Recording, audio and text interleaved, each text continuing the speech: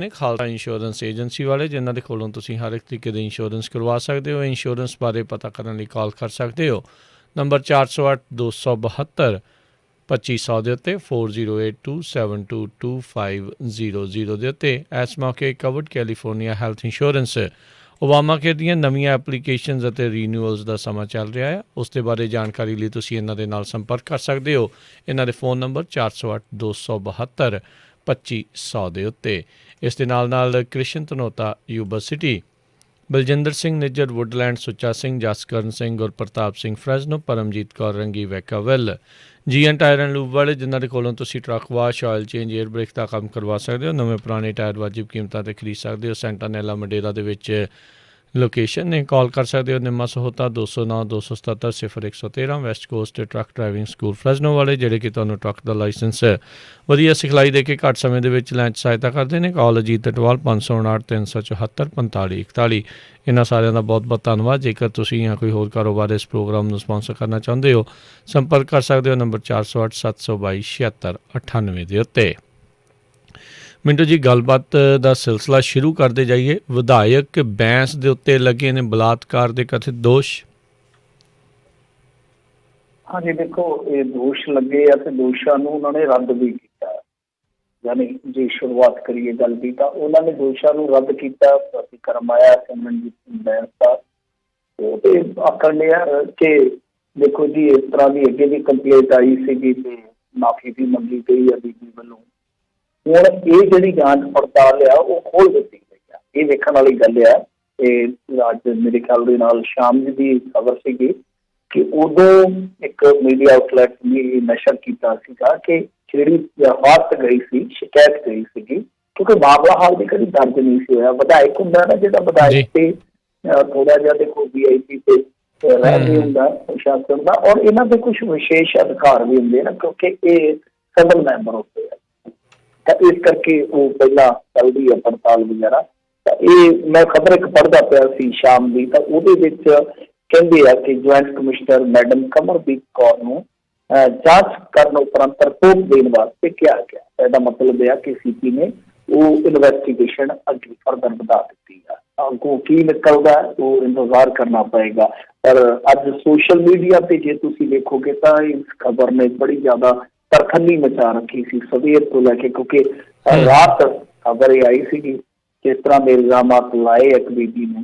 ਤਾਂ ਉਸ ਤੋਂ ਬਾਅਦ ਤੇ ਫਿਰ ਸੋਸ਼ਲ ਮੀਡੀਆ ਤੇ ਤੁਹਾਨੂੰ ਪਤਾ ਹੀ ਕੁਛ ਡਿਫੈਂਡ ਕਰਨ ਵਾਲੇ ਮੈਦਾਨ 'ਚ ਉਤਰ ਆਉਂਦੇ ਆ ਤੇ ਕੁਛ ਕਰਤਾਰ ਖੁਸ਼ੀ ਕਰਨ ਵਾਲੇ ਉੱਥੇ ਹੁੰਦੇ ਹੀ ਹੁੰਦੇ ਆ। ਕੁਛ ਐਸੇ ਲੋਕ ਹੁੰਦੇ ਆ ਜਿਹੜੇ ਚਾਸਕੂ ਹੁੰਦੇ ਆ, ਚਸਕਾ ਵੀ ਲੈਂਦੇ ਇਹਨਾਂ ਚੀਜ਼ਾਂ ਦਾ। ਤਾਂ ਇਹ ਇੱਕ ਚੱਲਿਆ ਜਾਂਦਾ ਪੇੜ ਅੱਜ। ਪਰ ਇਸ ਦਰਮਿਆਨ ਜੇ ਉਸ ਬੀਬੀ ਦੇ ਦੋਸ਼ਾਂ ਦੀ ਗੱਲ ਕਰੀਏ, ਕਿਉਂਕਿ ਉਹਦਾ ਵੀ ਪੱਖ ਨਜ਼ਰ ਅੰਦਾਜ਼ ਨਹੀਂ ਕੀਤਾ ਜਾ ਸਕਦਾ, ਤਾਂ ਉਹਦਾ ਕਹਿਣਾ ਆ ਕਿ ਕੋਈ ਪੈਸਿਆਂ ਦਾ ਲੈਣ ਦੇਣ ਸੀਗਾ। ਉਹਦੇ ਹਸਬੈਂਡ ਦੀ ਮੌਤ ਹੋ ਜਾਂਦੀ ਹੈ, ਉਸ ਤੋਂ ਬਾਅਦ ਕੋਈ ਸਿਲਸਿਲਾ ਚੱਲਦਾ ਤੇ ਉਸ ਤੋਂ ਬਾਅਦ ਸੰਪਰਕ ਦੇ ਵਿੱਚ ਆਉਂਦੀ ਹੈ। ਤਾਂ ਸਿਮਰਨਜੀਤ ਸਿੰਘ ਬੈਂਸ ਹੈ ਜਿਹੜਾ, ਉਹ ਇਸਤੇਮਾਲ ਕਰਦਾ ਉਹ ਸਰੀਰਕ ਤੌਰ ਤੇ ਉਸ ਲੈਣ ਦੇਣ ਦੀ ਵਿਵਸਥਾ ਵਿੱਚ। ਸੋ ਕੁੱਲ ਮਿਲਾ ਕੇ ਨਿਚੋੜ ਇਹ ਆ ਕਹਾਣੀ ਦਾ। ਤੇ ਕੁਛ ਸਕਰੀਨ ਸ਼ਾਟ ਵੀ ਵਾਇਰਲ ਹੋਏ ਆ, ਕੁਛ ਮਤਲਬ ਕਿ ਜਿੱਦਾਂ ਲਾ ਲਓ ਕਿ ਚੈਟ ਜਿਹੜੀ ਹੁੰਦੀ ਉਹ ਵੀ ਸਾਰਾ ਕੁਛ ਹੈ ਜਿਹੜਾ ਸਾਹਮਣੇ ਆਇਆ। ਪਰ ਵੱਡੀ ਗੱਲ ਇਹ ਆ ਕਿ ਸਿਮਰਨਜੀਤ ਸਿੰਘ ਬੈਂਸ ਨੇ ਜਿਹੜੀ ਸਫਾਈ ਦਿੱਤੀ ਉਹਦੇ 'ਚ ਇਹ ਨਹੀਂ ਕਿਹਾ ਕਿ ਮੈਂ ਜਾਣਦਾ ਨਹੀਂ ਆ। ਇਹ ਨਹੀਂ ਕਿਹਾ ਕਿ ਬੀਬੀ ਮੈਨੂੰ ਜਾਣਦੀ ਨਹੀਂ ਆ, ਮੈਂ ਉਹਦੇ ਤੋਂ ਅਣਜਾਣ ਆ। ਇਹ ਚੀਜ਼ ਵੇਖਣ ਵਾਲੀ ਆ। ਤਾਂ ਇਹ ਇੱਕ ਇਨਵੈਸਟੀਗੇਸ਼ਨ ਦਾ ਵਿਸ਼ਾ ਹੈ ਕਿ ਸੰਪਰਕ ਦੇ ਵਿੱਚ ਜੇ ਬੀਬੀ ਸੀਗੀ, ਜਿਸ ਤਰ੍ਹਾਂ ਉਹ ਦੋਸ਼ ਲਾਉਂਦੀ ਹੈ ਕਿ 10-12 ਦਫਾ ਮੇਰਾ ਜਿਨਸੀ ਸ਼ੋਸ਼ਣ ਕੀਤਾ ਗਿਆ ਬੈਂਸ ਦੇ ਵੱਲੋਂ, ਤਾਂ ਉਹ ਫਿਰ ਕਿੱਦਾਂ ਵੈਰੀਫਾਈ ਕੀਤੇ ਜਾਣ ਦੋਸ਼? ਕਿਉਂਕਿ ਦੇਖੋ ਇਹ ਮਾਮਲਾ ਹਾਈ ਪ੍ਰੋਫਾਈਲ ਬਣ ਗਿਆ। ਕੁਛ ਲੋਕ ਕਹਿੰਦੇ ਕਿ ਅਸਤੀਫਾ ਦੇ ਦੇਣਾ ਚਾਹੀਦਾ। ਮੈਂ ਨਹੀਂ ਮੰਨਦਾ ਕਿ ਜਦ ਤੱਕ ਇਖਲਾਕੀ ਤੌਰ ਤੇ ਤੁਸੀਂ ਮਜ਼ਬੂਤ ਹੋ ਕੇ ਬਾਹਰ ਨਹੀਂ ਨਿਕਲਦੇ ਕਿਸੇ ਵੀ ਦੋਸ਼ ਤੋਂ, ਤਾਂ ਤੁਹਾਡਾ ਨਹੀਂ ਬਣਦਾ ਕਿ ਤੁਸੀਂ ਸਮਾਜਿਕ ਨੁਮਾਇੰਦੇ ਦੇ ਤੌਰ ਤੇ ਅੱਗੇ ਵਧੋ। ਪਰ ਇਹ ਵੀ ਆ ਕਿ ਹੁਣ ਜੇ ਇਸ ਤਰ੍ਹਾਂ ਹੋਣ ਲੱਗੇ ਤਾਂ ਰਾਜਨੀਤਿਕ ਲੋਕ ਤੇ ਤੁਰਨਗੇ, ਕਿਉਂਕਿ ਅੱਜ ਦੀ ਰਾਜਨੀਤੀ 'ਚ ਬੜਾ ਫਰਕ ਆ, ਬਹੁਤ ਜ਼ਿਆਦਾ ਫਰਕ ਆ। ਤਾਂ ਇਹ ਹੁਣ ਜਾਂਚ ਪੜਤਾਲ ਤੈਅ ਕਰੇਗੀ ਕਿ ਦੋਸ਼ਾਂ ਦੇ ਵਿੱਚ ਕਿੰਨੀ ਕੁ ਸੱਚਾਈ ਹੈ। ਪਰ ਇਹ ਚੀਜ਼ ਵੇਖਣ ਵਾਲੀ ਹੈ, ਵਿਚਾਰਨ ਵਾਲੀ ਹੈ ਕਿ ਜੇ ਮੰਨ ਲਓ ਦੋਸ਼ ਜਿੱਦਾਂ ਆਪਾਂ ਕਹਿ ਦਿੰਦੇ ਕਿ ਹੋ ਜਾਂਦੇ ਆ, ਤਾਂ ਫਿਰ ਇੱਕ ਚੀਜ਼ ਬਹੁਤ ਮੈਂ ਕਹੂੰਗਾ ਕਿ ਇਸ ਰਾਜਨੀਤੀ ਵਾਸਤੇ ਵੀ, ਸਾਡੇ ਸਮਾਜ ਵਾਸਤੇ ਵੀ ਖਤਰਨਾਕ ਆ ਕਿ ਇੱਦਾਂ ਵੀ ਹੁੰਦਾ ਕਿ ਜਿਹੜੇ ਸਮਾਜਿਕ ਨੁਮਾਇੰਦੇ ਜਿਹੜੇ ਪਬਲਿਕ ਸਰਵੈਂਟ ਨੇ ਪਬਲਿਕ ਦੇ, ਤਾਂ ਉਹ ਪਬਲਿਕ ਦੇ ਕੰਮ ਕਰਾਉਣ ਵਾਸਤੇ ਜਿਹੜੀ ਕਿ ਉਹਨਾਂ ਦੀ ਡਿਊਟੀ ਆ, ਤਾਂ ਉਹਦੇ 'ਚ ਨਾ ਸਿਰਫ ਨੋਟਾਂ ਦੀ ਰਿਸ਼ਵਤ ਲੈਂਦੇ, ਜਿਸਮਾਂ ਦੀ ਰਿਸ਼ਵਤ।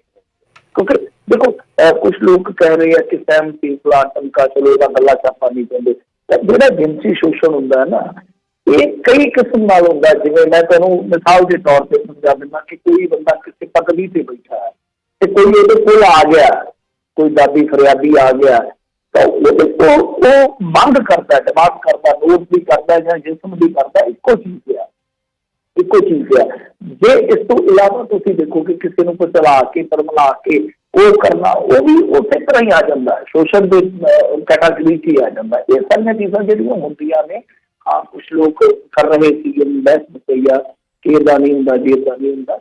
ਇਹ ਚੀਜ਼ਾਂ ਜਿਹੜੀਆਂ ਹੁੰਦੀਆਂ ਨੇ ਬਹੁਤ ਅਗਾਂਹ ਜਾ ਕੇ ਪਰੇਸ਼ਾਨੀ 'ਚ ਪਾ ਸਕਦੀਆਂ ਕਿਸੇ ਵੀ ਵਿਅਕਤੀ ਨੂੰ।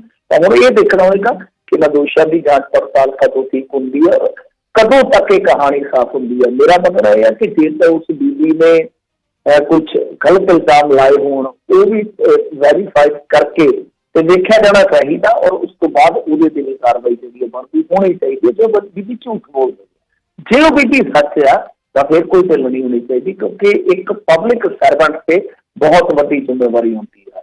ਤਾਂ ਮੁਸ਼ਕਿਲਾਂ ਕਾਫੀ ਵੱਧ ਗਈਆਂ ਨੇ ਸਿਮਰਨਜੀਤ ਸਿੰਘ ਬੈਂਸ ਦੀਆਂ, ਕਿਉਂਕਿ ਆਉਣ ਵਾਲੇ ਦਿਨਾਂ ਦੇ ਵਿੱਚ ਉਹਨਾਂ ਦੇ ਵਿਰੋਧੀ ਜਿਹੜੇ ਆ ਉਹ ਇਸ ਚੀਜ਼ ਨੂੰ ਹੋਰ ਵੀ ਹਾਈਲਾਈਟ ਕਰਨਗੇ। ਉਹਨਾਂ ਨੇ ਇੱਕ ਅਧਿਕਾਰ ਮਾਰਚ ਯਾਤਰਾ ਜਿਹੜੀ ਉਹ ਕੱਢੀ ਹੋਈ ਆ, ਠੀਕ ਉਸੇ ਦਰਮਿਆਨ ਹੀ ਇਹ ਸਭ ਕੁਛ ਵਾਪਰ ਜਾਂਦਾ, ਤਾਂ ਨੁਕਸਾਨ ਤੇ ਹੋਏਗਾ, ਡੈਫੀਨੇਟਲੀ ਨੁਕਸਾਨ ਹੋਏਗਾ। ਪਰ ਆਪਾਂ ਅਤੀਤ ਦੇ ਵਿੱਚ ਇੱਕ ਚੀਜ਼ ਹੋਰ ਵੀ ਦੇਖੀ ਆ ਕਿ ਇੱਥੇ ਜੱਜਮੈਂਟ ਹੋ ਜਾਂਦੇ ਆ। ਆਪਾਂ ਇਸੇ ਕਰਕੇ ਪਹਿਲਾਂ ਸਿਮਰਨਜੀਤ ਬੈਂਸ ਦਾ ਜਿਹੜਾ ਪੱਖ ਸੀ ਉਹ ਦੱਸ ਦਿੱਤਾ ਸਰੋਤਿਆਂ ਨੂੰ ਕਿਉਂ ਕੀ ਕਹਿ ਰਿਹਾ, ਤਾਂ ਦੂਸਰੇ ਪਾਸੇ ਪੀੜਤ ਧਿਰ ਨੂੰ ਵੀ ਆਪਾਂ ਕਹਿੰਦੇ ਕਿ ਨਿਆਂ ਮਿਲਣਾ ਚਾਹੀਦਾ। ਪਰ ਇੱਥੇ ਸਾਡੀ ਸੋਚ ਤੇ ਕੁਛ ਮੀਡੀਆ ਦਾ ਹਿੱਸਾ ਜੱਜਮੈਂਟਲ ਹੋ ਜਾਂਦਾ। ਤਾਂ ਆਪਾਂ ਦੇਖਿਆ ਵਾ ਕਿ ਅੱਗੇ ਜਾ ਕੇ ਕੀ ਮਸਲਾ ਜਿਹੜਾ ਰੁਖ ਅਖਤਿਆਰ ਕਰਦਾ, ਉਦੋਂ ਫਿਰ ਮੂੰਹ ਛੁਪਾਉਣ ਵਾਸਤੇ ਜਗ੍ਹਾ ਨਹੀਂ ਮਿਲਦੀ। ਆਪਾਂ ਸੁੱਚਾ ਸਿੰਘ ਲੰਗਾਹ ਦਾ ਮਸਲਾ ਚੱਕ ਕੇ ਦੇਖ ਲਿਆ। ਸੁੱਚਾ ਸਿੰਘ ਲੰਗਾਹ ਦਾ ਹਾਲਾਂਕਿ ਧਾਰਮਿਕ ਅਦਾਲਤ ਨੇ ਉਹਨੂੰ ਬਰੀ ਨਹੀਂ ਕੀਤਾ, ਦੁਨਿਆਵੀ ਅਦਾਲਤ ਚੋਂ ਬਰੀ ਹੋ ਗਿਆ, ਕਿਉਂਕਿ ਬੀਬੀ ਬਹਿ ਗਈ, ਮੁੜ ਕੇ ਬੀਬੀ ਬਹਿ ਗਈ। ਉਹਦਾ ਮਸਲਾ ਵੀ ਜ਼ਮੀਨੀ ਮਸਲਾ ਸੀਗਾ, ਉਹ ਹੱਲ ਹੋ ਗਿਆ। ਉਹ ਅਜੀਤ ਸਿੰਘ ਬੈਂਸ ਹੋਰਾਂ ਨੇ ਸ਼ਿਕਾਇਤ ਵੀ ਕੀਤੀ ਸੀ ਕਿ ਕਿਸ ਤਰੀਕੇ ਨਾਲ ਮਸਲਾ ਹੱਲ ਹੋਇਆ। ਇਹਨਾਂ ਚੀਜ਼ਾਂ ਦੇ ਕਈ ਪੱਖ ਹੁੰਦੇ ਆ, ਹਰੇਕ ਪੱਖ ਤੋਂ ਵੇਖਣਾ ਚਾਹੀਦਾ। ਜੇ ਉਹਦੇ ਨਾਲ ਅਨਿਆਂ ਹੋਇਆ ਬੀਬੀ ਦੇ ਨਾਲ, ਉਹਨੂੰ ਇਨਸਾਫ ਮਿਲਣਾ ਚਾਹੀਦਾ। ਜੇ ਕੋਈ ਪੋਲੀਟੀਕਲੀ ਕੁਝ ਇਸ ਤਰ੍ਹਾਂ ਦੀ ਕੀਤੀ ਜਾ ਰਹੀ ਹੈ ਚਾਲਬਾਜ਼ੀ, ਉਹ ਵੀ ਗਲਤ ਆ। ਉਹਦੇ ਵਾਸਤੇ ਵੀ ਸਖਤ ਕਾਨੂੰਨ ਜਿਹੜੇ ਹੈਗੇ ਆ, ਉਹਨਾਂ ਦੀ ਇਸਤੇਮਾਲ, ਉਹਨਾਂ ਦੀ ਵਰਤੋਂ ਜਿਹੜੀ ਆ ਹੋਣੀ ਚਾਹੀਦੀ ਇਹੋ ਜਿਹੇ ਮਾਮਲੇ 'ਚ, ਤਾਂ ਕਿ ਕਿਸੇ ਦੇ ਕਿਰਦਾਰ ਨੂੰ ਢਾਹ ਪਹੁੰਚਾਉਣ ਵਾਸਤੇ ਜਾਂ ਸਿਆਸੀ ਚੁੱਭੀ ਲਾਉਣ ਵਾਸਤੇ ਇਹਨਾਂ ਚੀਜ਼ਾਂ ਦਾ ਇਸਤੇਮਾਲ ਨਾ ਹੋਵੇ। ਦੋ ਚੀਜ਼ਾਂ ਜਿਹੜੀਆਂ ਉਹ ਸਾਨੂੰ ਬਰਾਬਰ ਤੋਲ ਕੇ ਦੇਖ ਕੇ ਫਿਰ ਅੱਗੇ ਕੋਈ ਨਿਰਣਾ ਬਣਾਉਣ ਦੀ ਜ਼ਰੂਰਤ ਹੈ। ਜੀ ਜੀ ਬਿਲਕੁਲ। ਅਗਲੀ ਮਿੰਟੋ ਜੀ ਗੱਲ ਕਰਦੇ ਜਾਈਏ ਸ਼੍ਰੋਮਣੀ ਕਮੇਟੀ ਦੀ ਸ਼ਤਾਬਦੀ ਦੇ ਮੌਕੇ ਜਥੇਦਾਰ ਹੋਣਾ ਦਾ ਵੱਡਾ ਬਿਆਨ। ਹਾਂਜੀ, ਇਹਨਾਂ ਦਾ ਬਿਆਨ ਜਿਹੜਾ ਉਹ ਕਾਫੀ ਗਹਿਮਾ-ਗਹਿਮੀ ਪੈਦਾ ਕਰਨ ਵਾਲਾ ਬਿਆਨ ਆ, ਕਿਉਂਕਿ ਇਹਨਾਂ ਨੇ ਕਿਹਾ ਕਿ ਇਸ ਵੇਲੇ ਉੱਤੇ EVM ਦੀ ਸਰਕਾਰ ਚੱਲ ਰਹੀ ਹੈ, ਲੋਕਤਾਂਤਰਿਕ ਸਰਕਾਰ ਨਹੀਂ ਹੈ, ਤਾਂ ਸਾਨੂੰ ਸਾਰੇ ਪੰਜਾਬੀਆਂ ਨੂੰ, ਪੰਜਾਬੀਅਤ ਨੂੰ ਇੱਕ ਖਤਰਾ ਹੈ, ਸਾਰੇ ਇਕੱਠੇ ਹੋ ਜਾਓ। ਇਹ ਬਹੁਤ ਵੱਡੀ ਗੱਲ ਉਹਨਾਂ ਨੇ ਕਹੀ ਆ। ਤੇ ਇਸ ਤੋਂ ਬਾਅਦ ਤੇ ਹਲਚਲ ਕਾਫੀ ਹੋ ਗਈ, ਕਿਉਂਕਿ ਇੱਕ ਚੈਨਲ ਤੇ ਤਾਂ ਮੈਂ ਡਿਬੇਟ ਵੀ ਦੇਖ ਰਿਹਾ ਸੀ, ਇਸੇ ਬਿਆਨ ਤੇ ਡਿਬੇਟ ਹੋਇਆ। ਉਹਦੇ ਵਿੱਚ ਭਾਰਤੀ ਜਨਤਾ ਪਾਰਟੀ ਦੇ ਹਰਜੀਤ ਗਰੇਵਾਲ ਬੈਠੇ ਸਨ ਤੇ ਉਹਨਾਂ ਨੇ ਕਿਹਾ ਕਿ ਜਥੇਦਾਰ ਜਿਹੜੇ ਆ ਉਹ ਇੱਕ ਪਰਿਵਾਰ ਦੀ ਬੋਲੀ ਬੋਲ ਰਹੇ ਆ, ਇੱਕ ਪਰਿਵਾਰ ਦਾ ਉਹ ਕਬਜ਼ਾ ਚਾਹੁੰਦੇ ਆ RPPC ਤੇ, ਉਹ ਬੋਲੀ ਬੋਲ ਰਹੇ ਆ, ਜਦਕਿ ਉਹ ਲੋਕਤੰਤਰ ਦਾ ਜੋ ਸੰਵਿਧਾਨਕ ਬੋਡੀਆਂ ਨੇ ਉਹਨਾਂ ਦਾ ਅਪਮਾਨ ਕਰ ਰਹੇ ਆ। ਭਾਜਪਾ ਦਾ ਸਿੱਧੇ ਤੌਰ ਤੇ ਇਹਨਾਂ ਦਾ ਜੇ ਆਪਾਂ ਦੇਖੀਏ ਤਾਂ ਜਿਹੜਾ ਪੱਖ ਆ ਭਾਜਪਾ ਵਾਲਿਆਂ ਦਾ, ਉਹ ਇਹੋ ਹੀ ਆ ਕਿ ਇਹ ਸਾਰਾ ਕੁਛ ਜਿਹੜਾ ਉਹ ਬਾਦਲ ਪਰਿਵਾਰ ਵਾਸਤੇ ਕੀਤਾ ਜਾ ਰਿਹਾ। ਤੇ ਜਦ ਇਹ ਨਾਲ ਹੁੰਦੇ ਸੀਗੇ, ਇਹ ਡਿਫੈਂਡ ਵੀ ਕਰਦੇ ਹੁੰਦੇ ਸੀਗੇ, ਉਹਨਾਂ ਟਾਈਮਾਂ ਦੇ ਵਿੱਚ ਸਾਥ ਵੀ ਦਿੰਦੇ ਹੁੰਦੇ ਸੀਗੇ। ਪਰ ਤੁਹਾਨੂੰ ਪਤਾ ਹੀ ਹੈ ਕਿ ਵੈਸੇ ਜੇ ਦੇਖੀਏ ਤਾਂ ਬੀਤ ਗਏ ਸਮੇਂ ਦੇ ਵਿੱਚ 2-3 ਬਿਆਨ ਜਿਹੜੇ ਆ ਖਾਲਸਾ ਫਤਿਹ ਜਥੇਦਾਰ ਸਾਹਿਬ ਯਾਨੀ ਹਰਪ੍ਰੀਤ ਸਿੰਘ ਜੀ, ਉਹ ਬੜੇ ਚਰਚਿਤ ਹੋਏ। ਘੱਟ ਗਿਣਤੀਆਂ ਨੂੰ ਲੈ ਕੇ ਸੀ ਇੱਕ ਬਿਆਨ ਉਹਨਾਂ ਦਾ ਕਿ ਘੱਟ ਗਿਣਤੀਆਂ ਤੇ ਖਤਰੇ 'ਚ ਨਹੀਂ, ਉਹਨਾਂ ਦੇ ਨਾਲ ਵਿਤਕਰਾ ਕੀਤਾ ਜਾਂਦਾ ਹੈ। ਇੱਕ ਦੋ ਹੋਰ ਬਿਆਨ ਸੀ ਇਸ ਤਰ੍ਹਾਂ ਦੇ ਜਿਹੜੇ ਕਿ ਸੈਂਟਰ ਸਰਕਾਰ ਨੂੰ ਸਿੱਧੇ ਤੌਰ ਤੇ ਕਹਿ ਲਈਏ ਕਿ ਚੋਂ ਬੁਲਾਉਣ ਵਾਲੇ, ਉਹਨਾਂ ਬਿਆਨਾਂ ਤੋਂ ਅੱਜ ਤੱਕ ਸਿਰਾ ਹੀ ਕਰਾ ਦਿੱਤਾ ਗਿਆਨੀ ਜੀ ਨੇ। ਦੂਜੀ ਵੱਡੀ ਗੱਲ ਇਹ ਆ ਕਿ ਉਹਨਾਂ ਨੇ FPPC ਦੇ ਬਾਰੇ ਆਖਿਆ ਕਿ ਜੇ ਕੋਈ ਇੱਕ ਉਂਗਲ ਚੁੱਕੇ ਤੇ ਤੁਸੀਂ ਇਕੱਠੇ ਹੋ ਕੇ 100 ਉਂਗਲ ਉਹਦੇ ਵੱਲ ਕਰੋ। ਮਤਲਬ ਕਿ ਜੇ ਕੋਈ ਐਸਪੀਪੀਸੀ ਵੱਲ ਇੱਕ ਉਂਗਲ ਕਰਦਾ ਹੈ ਤਾਂ ਹੁਣ ਤੁਸੀਂ ਆਪ ਹੀ ਅੰਦਾਜ਼ਾ ਲਾ ਲਓ ਕਿ ਜਥੇਦਾਰ ਜੀ ਜਿਹੜੇ ਆ ਉਹ ਕਿਸ ਤਰ੍ਹਾਂ ਉੱਥੇ ਬੋਲ ਰਹੇ ਸਨ, ਕਿਸ ਤਰ੍ਹਾਂ ਉਹਨਾਂ ਦੇ ਸ਼ਬਦ ਜਿਹੜੇ ਆ ਉਹ ਡੂੰਘੇ ਅਰਥ ਛੱਡ ਰਹੇ ਤੇ ਪਰੇ ਅਰਥ ਛੱਡ ਰਹੇ ਸੀਗੇ। ਤਾਂ ਵਾਕਿਆ ਜੇ ਤੁਸੀਂ ਓਵਰਆਲ ਦੇਖੋਗੇ ਭਾਸ਼ਣ ਤਾਂ ਉਹਦਾ ਤਾਂ ਕੁੱਲ ਮਿਲਾ ਕੇ ਭਾਸ਼ਣ ਇਹ ਹੈ ਕਿ ਜਿਹੜਾ ਔਖਾ ਜਿਹੜਾ ਹੁਣ ਆਇਆ ਇਹਦੇ ਵਿੱਚ ਇੱਕ ਮੁੱਠ ਹੋਣ ਦੀ ਜ਼ਰੂਰਤ ਹੈ, ਔਰ ਜਿਹੜਾ ਵੀ ਕੋਈ ਇਹਨਾਂ ਸੰਸਥਾਵਾਂ ਤੇ ਉਂਗਲ ਚੁੱਕਦਾ ਉਹਦਾ ਜਵਾਬ ਦੇਣ ਦੀ ਜ਼ਰੂਰਤ ਹੈ, ਕਿਉਂਕਿ ਅੱਗੇ ਅਸੀਂ ਅੱਡੋ ਅੱਡ ਰਹਿ ਕੇ ਚੁੱਪੀ ਵੱਟੀ ਰੱਖੀ ਆ ਤੇ ਨਿਰਮਲਿਆ ਤੇ ਵੀ ਉਂਗਲ ਉੱਠੀ, ਉਦਾਸੀਆਂ ਤੇ ਵੀ ਉਂਗਲ ਉੱਠੀ, ਨਿਹੰਗ ਸਿੰਘਾਂ ਤੇ ਵੀ ਉਂਗਲ ਉੱਠੀ। ਅਰੇ ਇੱਥੋਂ ਤੱਕ ਕਿ ਹੁਣ ਉਹਨਾਂ ਦਾ ਆਪਣਾ ਇੱਕ ਸ਼ਬਦ ਸੀ ਕਿ ਗੁਰਬਾਣੀ ਪਿੱਛੇ ਵੀ ਪੈ ਗਏ, ਮਰਿਆਦਾ ਤੋਂ ਬਾਅਦ ਗੁਰਬਾਣੀ ਦੇ ਪਿੱਛੇ ਵੀ ਪੈ ਗਏ ਆ। ਸੋ ਇਹ ਚੀਜ਼ ਜਿਹੜੀ ਆ ਕਾਫੀ ਵੱਡੀ ਆਪਾਂ ਕਹਿ ਸਕਦੇ ਹਾਂ ਅੱਜ ਦੇ ਦਿਨ ਦੇ ਵਿੱਚ ਜਿਹੜੀ ਵਾਪਰੀ ਆ। ਬਾਕੀ ਪ੍ਰੋਗਰਾਮ ਸੀਗੀ ਤੇ ਸ਼ਤਾਬਦੀ ਪੂਰੀ ਕੀਤੀ ਐਸਪੀਪੀਸੀ ਨੇ। ਸੁਖਬੀਰ ਸਿੰਘ ਬਾਦਲ ਦਾ ਵੀ ਭਾਸ਼ਣ ਹੋਇਆ, ਉਹਨਾਂ ਨੇ ਕੋਈ ਜਾਣਕਾਰੀ ਨਹੀਂ ਦਿੱਤੀ, ਕੋਈ ਇਤਿਹਾਸ ਬਾਰੇ ਕੋਈ ਬਹੁਤੀ ਉਹਨਾਂ ਨੇ ਫੋਲਾਫਾਲੀ ਨਹੀਂ ਕੀਤੀ ਤੇ ਉਹੀ ਕਿ ਇਹ ਜੀ ਬਹੁਤ ਕੁਰਬਾਨੀਆਂ ਨਾਲ ਹਾਸਲ ਕੀਤੀ ਸੰਸਥਾ ਹੈ। ਫਿਰ ਇਹਦੇ ਤੇ ਹੁਣ ਕੈਪਟਨ ਅਮਰਿੰਦਰ ਸਿੰਘ ਕਾਬਜ਼ ਹੋਣਾ ਚਾਹੁੰਦੇ ਮੇਰਾ ਮਤਲਬ ਕਿ ਉਹਨਾਂ ਦੀ ਪੋਲੀਟੀਕਲ ਬਿਆਨ ਸੀ। ਪਰ ਇਸੇ ਦਰਮਿਆਨ ਪੱਤਰਕਾਰ ਨੇ ਬਹੁਤ ਵੈਟਰਨ ਪੱਤਰਕਾਰ ਬੜੇ ਪ੍ਰਸਿੱਧ ਪੱਤਰਕਾਰ ਜਗਤਾਰ ਸਿੰਘ ਉਹਨਾਂ ਨੇ ਇੱਕ ਹੋਰ ਹੀ ਅਸੈਸਮੈਂਟ ਕੀਤੀ ਹੈ ਸਾਰੇ ਸਮੁੱਚੇ ਪ੍ਰੋਗਰਾਮ ਦੇ ਵਿੱਚ। ਉਹ ਕਹਿੰਦੇ ਆ ਕਿ ਜਿੱਦਾਂ ਅੱਜ ਅਹਿਸਾਸ ਹੋਇਆ ਆਉਣ ਵਾਲੇ ਦਿਨਾਂ ਦੇ ਵਿੱਚ ਮਤਲਬ ਕਿ 14 ਦਸੰਬਰ ਨੂੰ ਹੋ ਸਕਦਾ ਹੈ ਬੀਬਾ ਹਰਸਿਮਰਤ ਕੌਰ ਬਾਦਲ ਨੂੰ ਪੰਜਾਬ ਦੀ ਧੀ ਦਾ ਖਿਤਾਬ ਦੇ ਦਿੱਤਾ ਜਾਵੇ। ਤਾਂ ਇਹ ਉਹਨਾਂ ਦੀ ਅਸੈਸਮੈਂਟ ਹੈ। ਦੇਖੋ ਇਹ ਅੰਦਾਜ਼ਾ ਸਹੀ ਹੁੰਦਾ ਜਾਂ ਨਹੀਂ ਹੁੰਦਾ। ਪਰ ਦੂਜੇ ਪਾਸੇ ਜੇ ਦੇਖੀਏ ਆਪਾਂ ਤੇ ਇੱਕ ਮੈਂ ਉਹ ਡਿਬੇਟ ਦੇ ਵਿੱਚ ਇੱਕ ਬੁਲਾਰੇ ਨੂੰ ਸੁਣ ਰਿਹਾ ਸੀਗਾ, ਉਹ ਕਹਿੰਦਾ ਕਿ ਸਾਬਕਾ ਮੈਂਬਰਾਂ ਨੂੰ ਜਾਂ ਜਿਹੜੇ ਮੌਜੂਦਾ ਇਹਨਾਂ ਦੇ ਦਲ ਤੋਂ ਵੱਖਰੇ ਮੈਂਬਰ ਹੈ ਉਹਨਾਂ ਨੂੰ ਸੱਦਾ ਨਹੀਂ ਦਿੱਤਾ ਗਿਆ। ਤਾਂ ਇਹ ਵੀ ਇੱਕ ਦੇਖਣ ਵਿਚਾਰਨ ਵਾਲੀ ਗੱਲ ਆ। ਬਾਕੀ ਦੇਖੋ ਇਸ ਕਮੇਟੀ ਨੇ, ਇਸ ਸੰਸਥਾ ਨੇ ਬਹੁਤ ਵਧੀਆ ਕੰਮ ਕੀਤਾ, ਕੁਝ ਦਹਾਕਿਆਂ ਤੱਕ ਤੇ ਕੰਮ ਜਿਹੜਾ ਲਾ ਰਿਹਾ। ਪਰ ਮੈਂ ਸਮਝਦਾ ਕਿ ਦੇਖੋ ਗੱਲ ਹੁਣ ਜਿਹੜੀ ਉਹ ਘੀਂਗੇ ਪੈ ਜਾਂਦੀ ਆ, ਗੱਲ ਲਮਕ ਜਾਂਦੀ ਆ। ਇੱਥੇ ਹੋਣਾ ਕੀ ਚਾਹੀਦਾ ਸੀਗਾ, ਮੰਥਨ ਚਿੰਤਨ ਇਸ ਗੱਲ ਦਾ ਕਿਤੇ ਹੋਣਾ ਚਾਹੀਦਾ ਸੀਗਾ ਕਿ ਦੇਖੋ RSS ਤੇ SGPC ਸਫ਼ਰ ਇਕੱਠਿਆਂ ਦਾ ਸ਼ੁਰੂ ਹੁੰਦਾ ਹੈ। ਅੱਜ ਉਹ ਕਿੱਥੇ ਨੇ ਤੇ SGPC ਕਿੱਥੇ ਆ? ਉਹ ਪੂਰੇ ਦੇਸ਼ ਤੇ ਕਬਜ਼ਾ ਕਰਕੇ ਬੈਠੇ ਆ ਤੇ ਇੱਥੇ ਕਬਜ਼ੇ ਤੋਂ ਆਪਸ ਦੇ ਵਿੱਚ ਹੀ ਲੜੀ ਜਾਂਦੀ ਆ ਕਿ ਉਹਦਾ ਕਬਜ਼ਾ ਮੈਂ ਕਰਨਾ ਜੀ।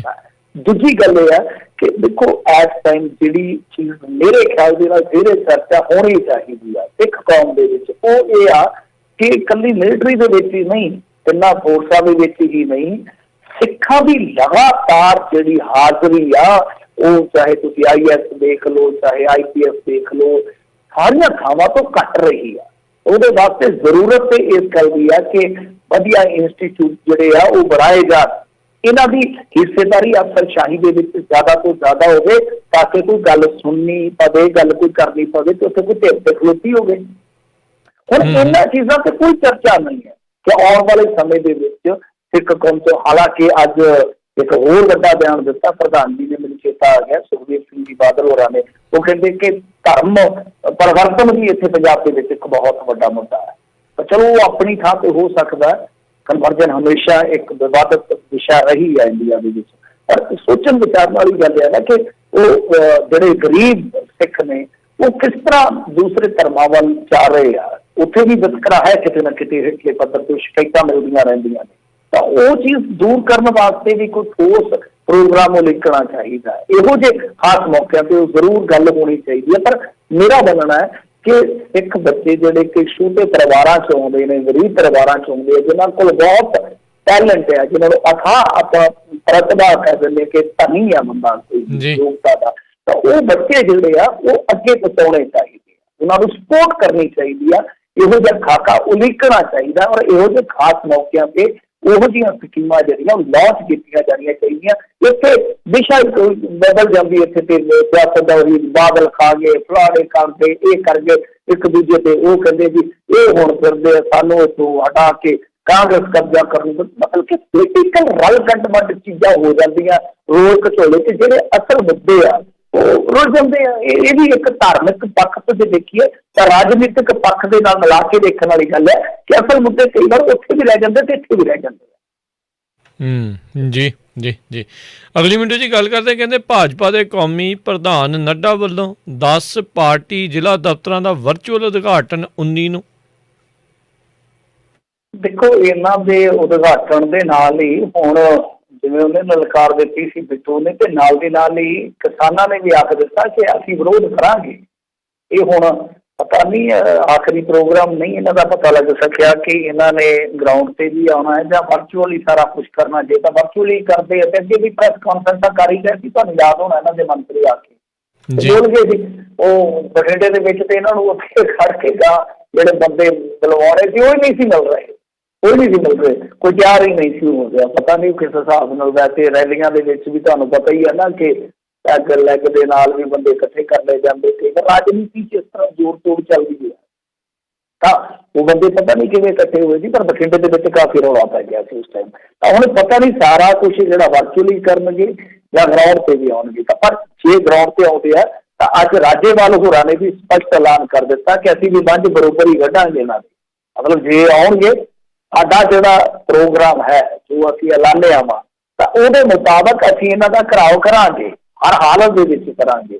ਤਾਂ ਇਹ ਆਪਣੇ ਆਪ ਦੇ ਵਿੱਚ ਇੱਕ ਬਹੁਤ ਵੱਡੀ ਜੇ ਕਹੀਏ ਤਾਂ ਐਲਾਨੀਆ ਖਬਰ ਹੈ ਕਿ ਵਿਰੋਧ ਜਿਹੜਾ ਨੱਡਾ ਦਾ ਹੋਏਗਾ, ਪਰ ਉਹ ਵਿਰੋਧ ਕਿਸ ਤਰ੍ਹਾਂ ਦਾ ਹੋਏਗਾ, ਉਹਦੀ ਰੂਪ ਰੇਖਾ ਕੀ ਹੋਏਗੀ ਔਰ ਉਸ ਵਿਰੋਧ ਦੇ ਵਿੱਚੋਂ ਭਾਜਪਾ ਜਿਹੜੀ ਬਚਦੀ ਕਿਵੇਂ ਆ ਜਾਂ ਉਹਦੀ ਮਾਈਲੇਜ ਲੈਣ ਦਾ ਯਤਨ ਕਿਵੇਂ ਕਰਦੀ। ਕਿਉਂਕਿ ਇਹ ਬਹੁਤ ਮੌਕਿਆਂ ਤੇ ਨਾ ਵਿਰੋਧ ਦੇ ਵਿੱਚੋਂ ਵੀ ਮਾਈਲੇਜ ਲੈ ਜਾਂਦੇ। ਬੜੇ ਐਕਸਪਰਟ ਬੰਦੇ ਨੇ, ਇਹ ਬਹੁਤ ਐਕਸਪਰਟ ਬੰਦੇ ਨੇ। ਇਹਨਾਂ 'ਚ ਇਹੀ ਖਾਸੀਅਤ ਹੈ, ਇਹੀ ਚੀਜ਼ਾਂ ਜਿਹੜੀਆਂ ਵਿਚਾਰੀਆਂ ਨਹੀਂ ਜਾਂਦੀਆਂ। ਜਦੋਂ ਵੀ ਤੁਸੀਂ ਵਿਰੋਧੀ ਦੀ ਅੰਨੀ ਵਿਰੋਧਤਾ ਕਰਦੇ ਹੋ ਨਾ, ਕਈ ਵਾਰ ਤੁਸੀਂ ਉਹਦੀਆਂ ਜਿਹੜੀਆਂ ਕਹਿ ਲਓ ਚਲਾਕੀਆਂ ਜਾਂ ਉਹਦੇ ਗੁਣ ਹੁੰਦੇ ਆ ਜਾਂ ਜਿਹੜੀ ਉਹਦੀ ਰਣਨੀਤਿਕ ਪਹੁੰਚ ਹੁੰਦੀ ਹੈ ਨਾ, ਤੁਸੀਂ ਉਹਦੇ ਪ੍ਰਤੀ ਅਵੇਸਲੇ ਹੋ ਜਾਂਦੇ, ਉਹਦੇ ਤੇ ਜਾਂਦੇ ਹੀ ਨਹੀਂ ਹੈ।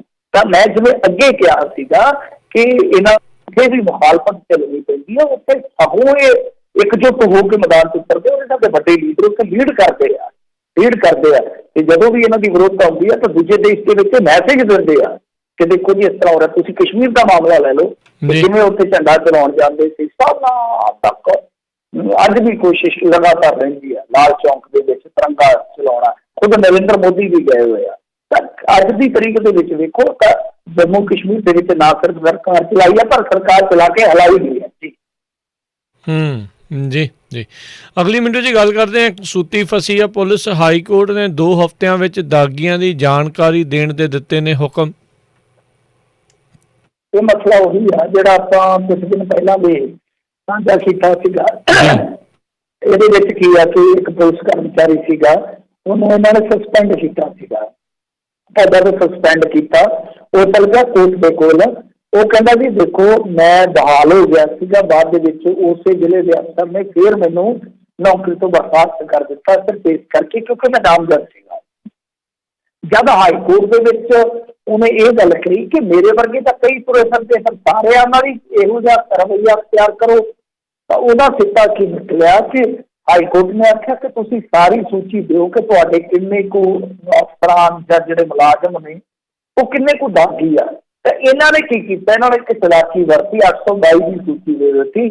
ਆ ਜੀ ਸਾਡੇ ਇੰਨੇ ਥਾਣੇਦਾਰ ਆ, ਇੰਨੇ ਸਾਡੇ ਇੰਸਪੈਕਟਰ ਆ, ਇੰਨੇ ਸਿਪਾਹੀ, ਇੰਨੇ ਹੌਲਦਾਰ ਆ।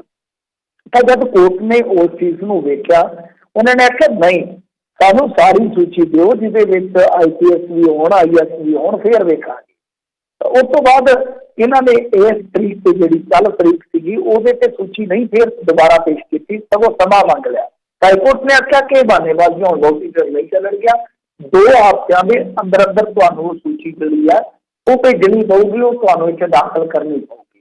ਤਾਂ 2 ਹਫ਼ਤਿਆਂ ਦਾ ਸਮਾਂ ਮਿਲਿਆ ਤੇ ਮੈਨੂੰ ਲੱਗਦਾ ਨਹੀਂ ਹੈ ਕਿ ਇਸ ਤੋਂ ਵੱਧ ਸਮਾਂ ਜਿਹੜਾ ਮਿਲੂਗਾ। ਹੁਣ ਗੱਲ ਤੇ ਇਹ ਹੋਆ ਕਿ ਉਸ ਸੂਚੀ ਨੂੰ ਕਿਉਂ ਲੁਕਾਇਆ ਜਾ ਰਿਹਾ, ਕਿਉਂ ਛੁਪਾਇਆ ਜਾ ਰਿਹਾ। ਇਹਦਾ ਇੱਕ ਕਾਰਨ ਹੈ, ਜੇ ਸਹੀ ਸੂਚੀ ਜਿਹੜੀ ਹਾਈ ਕੋਰਟ ਦੇ ਵਿੱਚ ਸਬਮਿਟ ਹੁੰਦੀ ਹੈ ਤਾਂ ਤੁਸੀਂ ਦੇਖੋਗੇ, ਹੈਰਾਨ ਰਹਿ ਜਾਓਗੇ ਕਿ ਬਹੁਤ ਵੱਡੇ ਵੱਡੇ ਅਫਸਰ ਬਹੁਤ ਵੱਡੇ ਵੱਡੇ ਮਾਮਲਿਆਂ ਦੇ ਵਿੱਚ ਨਾ ਸਿਰਫ ਨਾਮਜ਼ਦ ਆ, ਕੁਛ ਤੇ ਦੋਸ਼ ਇਹ ਆ ਕਿ ਉਹ ਸਜ਼ਾ ਯਾਫਤਾ ਹੋਣ ਤੋਂ ਬਾਅਦ ਵੀ ਜਮ੍ਹਾਂ ਕਰ ਗਏ ਜਾਂ ਕਰ ਰਹੇ ਨੇ।